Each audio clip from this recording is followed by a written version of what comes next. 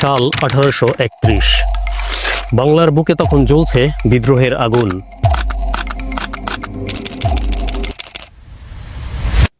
একদিকে ব্রিটিশ ঔপনিবেশিক শক্তি, অন্যদিকে তাদের তাবেদার জমিদারের নির্মম শোষণ।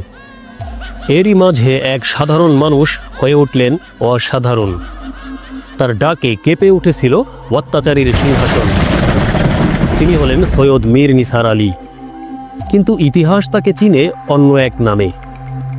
1782 সাল, 24 পরগনার এক সাধারণ সুন্নি মুসলিম পরিবারে তার জন্ম।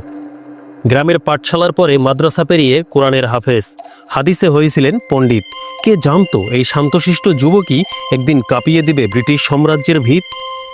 তার তেতো ওষুধ হাসি মুখে খাওয়ার গল্প থেকেই নাম হলো তিতুমীর। কিন্তু তার জীবনের আসল তেতো স্বাদ তিনি পেয়েছিলেন সমাজের বৈষম্য আর অত্যাচারে। 1822 সালে মক্কায় হজ পালন করতে গিয়ে দেখা হয় সৈয়দ আহমেদ শহীদের সাথে।